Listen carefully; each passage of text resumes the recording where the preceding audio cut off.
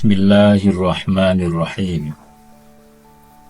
Masih di dalam buku yang sama yang berjudul Khulafaur Rasul karya Khalid Muhammad Khalid. Di dalam halaman 23 sampai dengan 27 disebutkan sebagai berikut.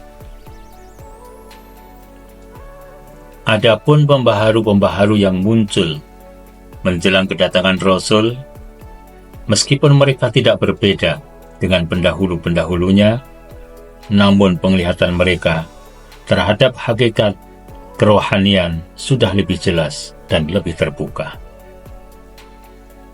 Di antara mereka ialah Abu Qais bin Anas, yang mengasingkan diri dari orang-orang Quraisy dengan berhala-berhala mereka. Di rumahnya, ia mendirikan sebuah tempat yang khusus untuk ibadah, yang tidak boleh dimasuki oleh orang kotor dan orang yang dalam janabah atau berhadas besar, serta katanya, "Saya hanya menyembah Tuhan Ibrahim." Usianya panjang, sampai dibangkitkannya Nabi, ia masuk Islam. Tapi yang menjadi fokus dalam masalah ini, yang menjadi tempat berkumpulnya perhatian terhadap agama yang akan muncul, adalah 3 orang tokoh, yaitu Qus bin Sa'idah al-Iyadi, Zaid bin Amr bin Nufail, dan Waraqah bin Naufal.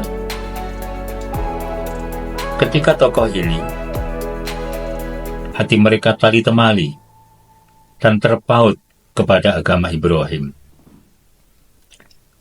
Dari lubuk hati mereka berhembus kalimat-kalimat tauhid yang tak ubahnya bagai bayu di musim bunga, di tengah panasnya udara keberhalaan yang sedang menyala. Mereka menendangkan Nabi yang sedang ditunggu-tunggu. Mereka memberitahukan agama yang akan datang segera, yang akan mengembalikan panji-panji Allah ke tempat semula, yang akan menghancurkan berhala-berhala. Kepada tokoh-tokoh inilah Abu Bakar sering berkunjung dan lama duduk bercengkerama. Kepada ucapan-ucapan mereka yang seronok, ia membukakan telinganya, serta dengan lagu-lagu mereka yang manis, ia menghapus dahaganya, yang di dalamnya berisi petunjuk-petunjuk, pedoman, dan bimbingan. Dalam sinar hikmah mereka yang tangguh, rohnya yang suci seakan-akan melihat nubuat yang akan datang menjelang. Dengan sabar, ia duduk menunggu, sambil mempersiapkan diri untuk menyambut saat-saat yang pasti datangnya itu. Marilah kita temani laki-laki besar ini dari saat yang kita sebutkan ini. Dialah yang menempati kedudukan terhormat di kalangan kaumnya, disebabkan kemampuan dan kebangsawanannya. Dalam dirinya tersimpan suatu kebimbangan yang bercahaya, yang dari hari ke hari semakin memperkuat tekadnya untuk berpaling dari keberhalaan dan kesesatan kaumnya. Sering ia lewat di hadapan orang-orang yang sedang berkeliling-keliling sekitar berhala-berhala mereka, kemudian tertegun di hadapannya, dan wajahnya disaput oleh penyesalan yang amat pahit. Lalu katanya pada dirinya, "Mungkinkah ini merupakan petunjuk?" Manusia yang dapat melihat, mendengar, dan berpikir, kemudian tiba-tiba tersungkur dan sujud kepada deretan batu-batuan yang tak dapat mendengar, melihat, apalagi mengetahui yang benar. Kemudian diulang-ulangnya ucapan Zaid bin Amr bin Nufail. Manakah yang benar? Apakah Tuhan yang satu atau Tuhan yang beribu-ribu? Apakah dapat dikatakan agama bila urusan terpecah semena-mena?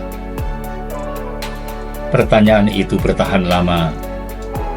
Nafasnya menjadi sesak oleh keluh kesah dan lamanya menunggu, menyebabkan laki-laki yang insaf dan sadarkan diri itu menderita.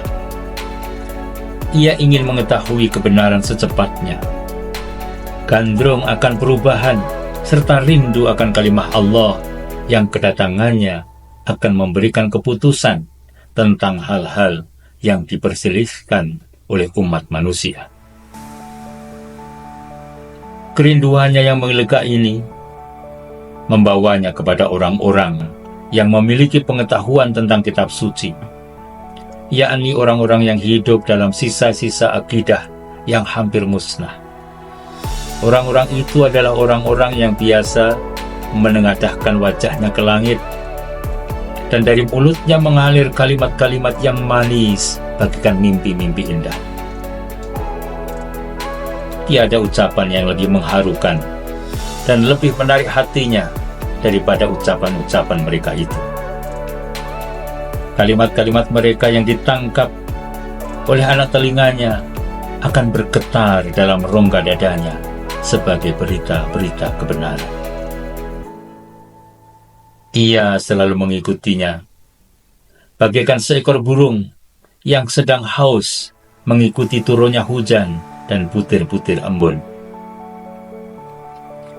Abu Bakar selalu merasa senang setiap ia beroleh kesempatan untuk berdekatan dengan kelompok orang baik-baik ini. Orang-orang Quraisy tidak merasa perlu memusuhi dan menganiaya mereka. Hal itu disebabkan, pertama, karena kegiatan mereka terbatas dan tidak menyebarkan dakwah secara teratur, dan tidak pula membawa agama baru yang akan mengancam keyakinan dan adat istiadat mereka.